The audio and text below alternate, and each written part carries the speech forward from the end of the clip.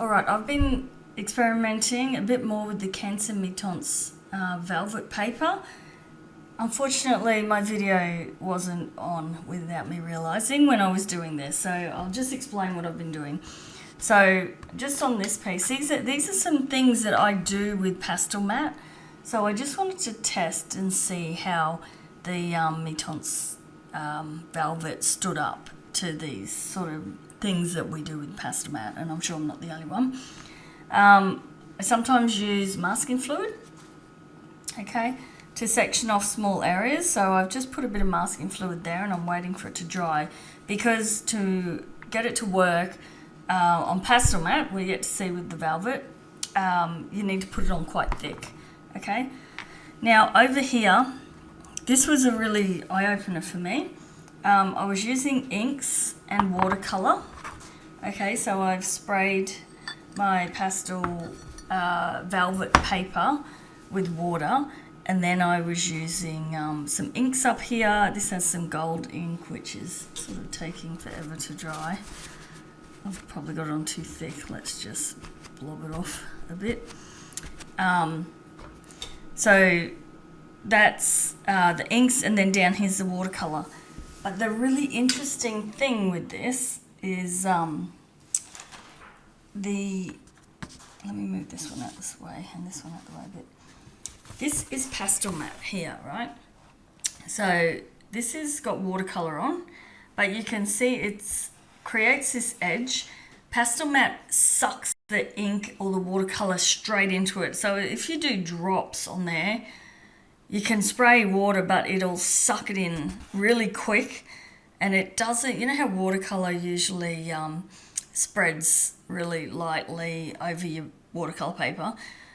You don't really have that benefit with Pastelmat. It sucks it in really quick and it won't spread. I managed to get this to spread by putting lots and lots of water on it, but the edges still have this effect, which still is fine.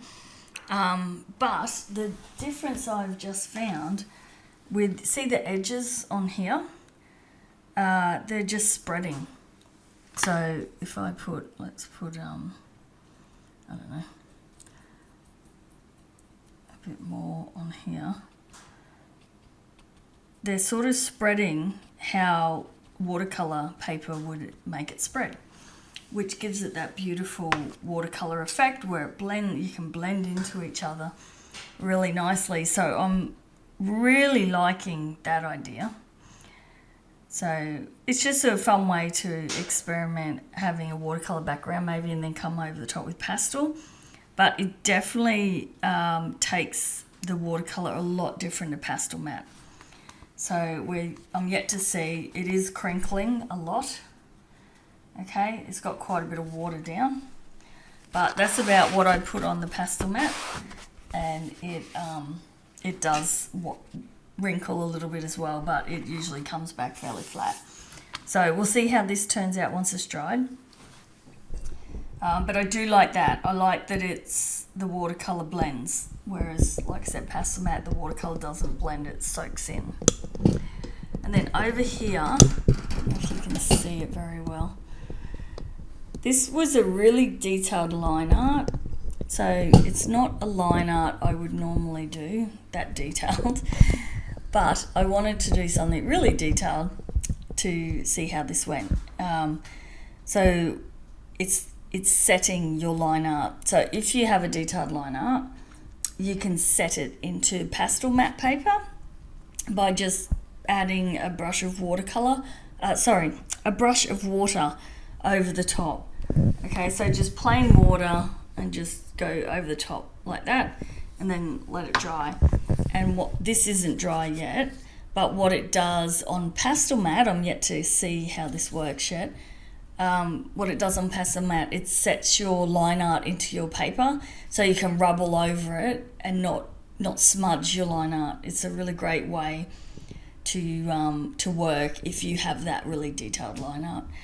Okay, so I'll wait for it to dry and then I'll rub on it and see what happens. And then down here, I was playing with blending just dry pastel together, and I'll show you that a bit later on the other piece of paper I've got over there. This one's wet at the moment, or I'll wait for this to dry and see what happens. But I then just wet the pastel and turned it to paint afterwards just to see how that effect was. But I did find that I didn't really like the way it blended that well. So I will show you, once this is dried, we'll do it over here and I'll show you what I mean. Okay, we are back and these have dried. So first of all, our line art being set onto the paper. I can rub it, it's perfect, thumbs are up for that one. And the water didn't affect the paper too much. I don't put a lot of water on, it's just like one stroke, okay, across when doing that. But that has worked exactly the same as Pastelmat, so passes the test with that one. So of course this is the Canson Velvet paper. This one here that I've painted, well, you know, it's probably similar. I feel like with Pastelmat it turns it to paint a little bit better on there. It kind of spreads it out a bit better maybe, but I don't really use it that often that way. So okay, the watercolor. So I sprayed this one with water, and as you can see it is very wrinkled. So but in saying that, Pastelmat can wrinkle as well. So that would be interesting. I might just put that between some heavy objects. It feels to me like it would flatten out.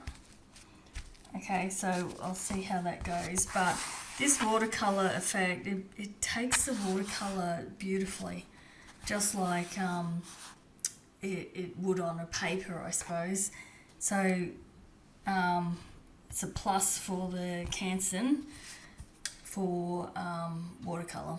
Takes it better than Pastelmat does, but it does wrinkle a lot. But I did put a lot of water on it, so you know, as with Pastelmat, just not too much water. Try and be a bit sparing with that. Okay, now for this one with the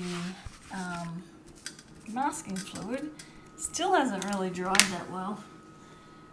It seems to be taking forever to dry, but let's get a bit of pastel on here. So usually we would use masking fluid if we're taping out areas for, you know, I did one for flamingo legs. I wanted to do the background, and I was doing flamingos, and so their legs are really fine. So I didn't want to have to go over the top of my background pastel. So I masked them out the same. We just did one with branches. As you can see, this is what I said I would demonstrate this a bit better. It doesn't, I don't know what it is, it doesn't seem to blend quite the same as Pastelmat. Okay, now my sponge tool blends alright, but the minute I want to come back on with a pencil, with my fingers, sorry, so I will blend that. So I've got a couple of layers here, just demonstrate this. Okay, because I've got a few layers, I've got quite a lot of pastel down there. Normally on Pastelmat I can use my finger and blend it together, but this just does not seem to want to do that at all. Doesn't matter how much pastel I put down, it doesn't want to blend very well. So that is one disadvantage, but you know, you can still blend with the blender. But yeah, it just, I don't know, Pastelmat I can usually get a nice soft blend once I've got quite a few layers on. This feels like it sucks into the paper constantly, whereas Pastelmat, once you've got a few layers on, you can feel it sort of sits on top a bit more and you can blend it much easier, whereas this doesn't seem to do that. So, which could also explain why I had trouble getting that eye to to fully fill the paper. So Pastelmat definitely wins for blending. So that could be a game changer for me, but we'll see.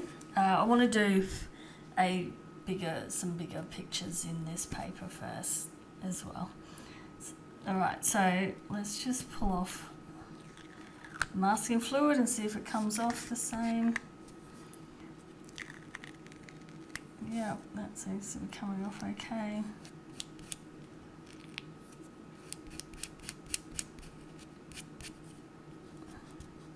Comes off pretty much the same way as it would do on Pastelmat. My masking fluid is very old, so it seems to be breaking a lot.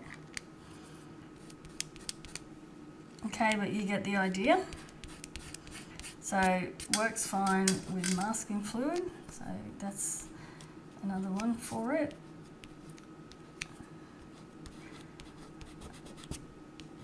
Just get these last couple off. Okay, so the masking fluid test is good. Keeps breaking. Okay, there we go. Alright, so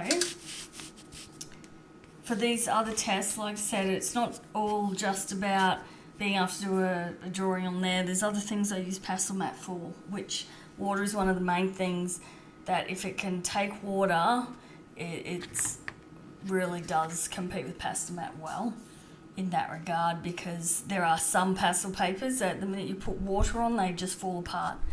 Okay, so this takes water, works great for a setting line art, works great with the masking fluid, and I think it outdoes Pastelmat with the blending of watercolour. Okay, but it doesn't outdo Pastelmat with the blending of pastel on it. So, like I said, I will do a larger painting when my order arrives, and that way I can really see how I go with a lot of the blending, where I use a lot of stick pastel for the backgrounds, and I do a lot of blending.